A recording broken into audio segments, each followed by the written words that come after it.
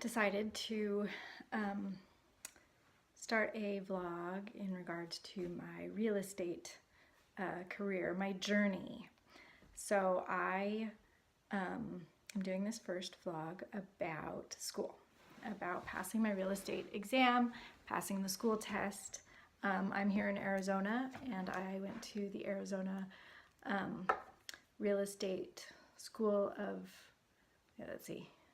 Arizona School of Real Estate and Business.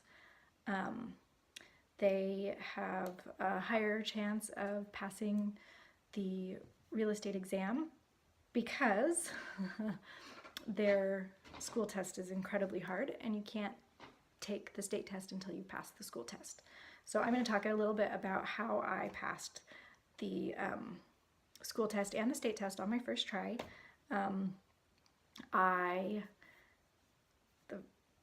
The biggest thing is studying. You've got to make time every single day to study, to really make sure you know the concepts.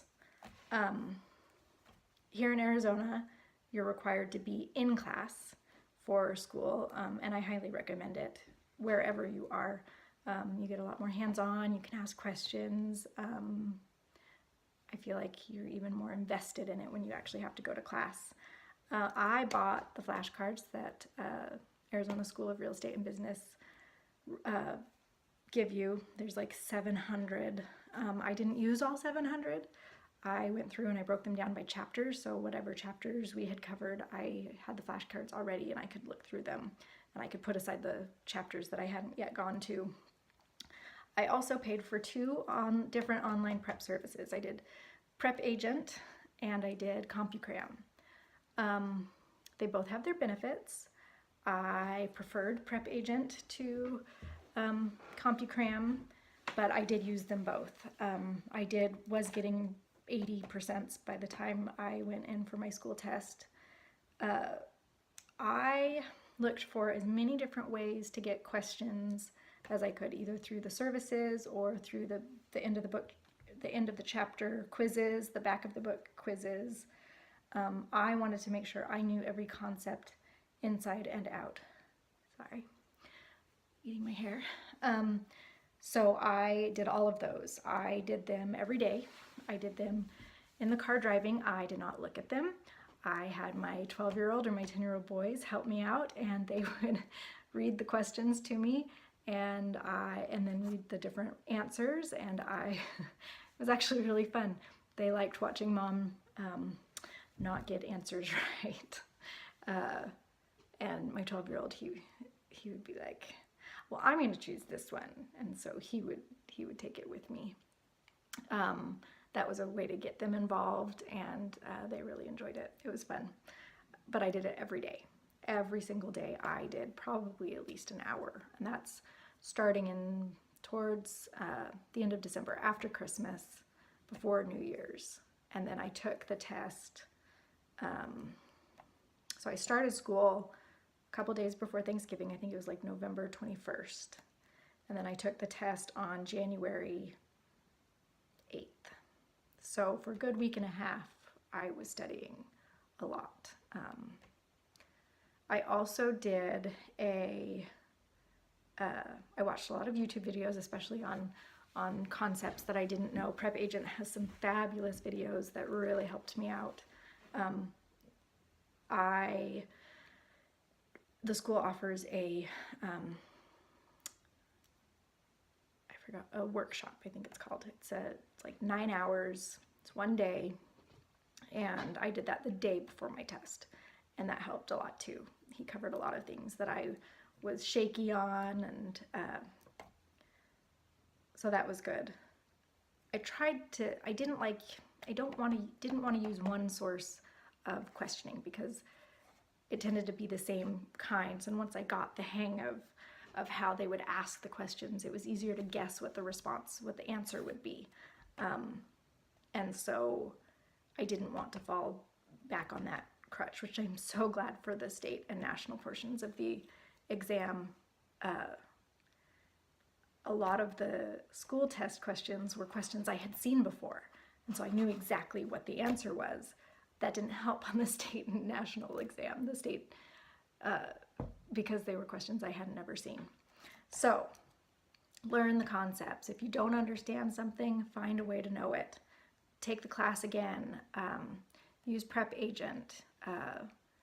Google it. Search for it on YouTube. The other thing, just a couple of common test taking strategies that I implemented. Read the question backwards. Start with reading the four answers to the question, and if two of them are the same, just said in different ways, licensee versus, what's another word for licensee? Can't think of it right now. But if two of them are the same, you can immediately eliminate those two. If three of them are the same, guess what? You've got your answer before you even read the question. That was really helpful for me. And for the math portion, I love math. Part of the reason I love math, though, is because it challenges me. I am not the best at math. But you can take the math answers and plug them back into the formulation and, figure it out that way.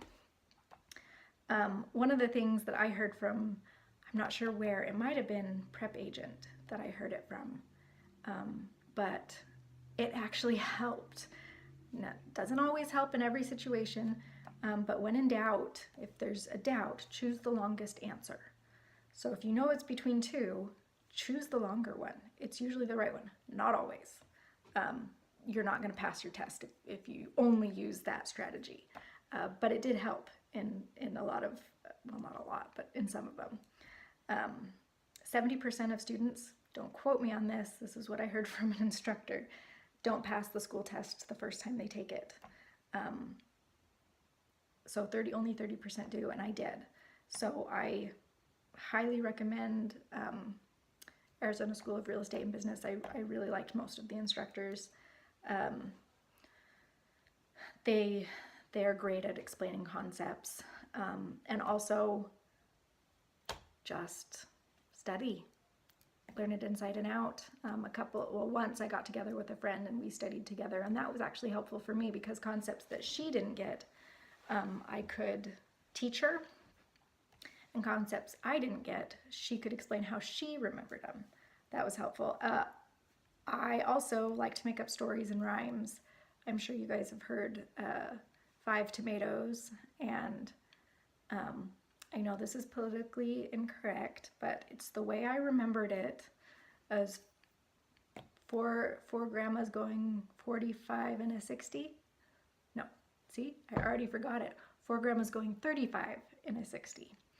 And if you don't know what that means, go study. But yeah, that's my start. That's how I passed on the first try.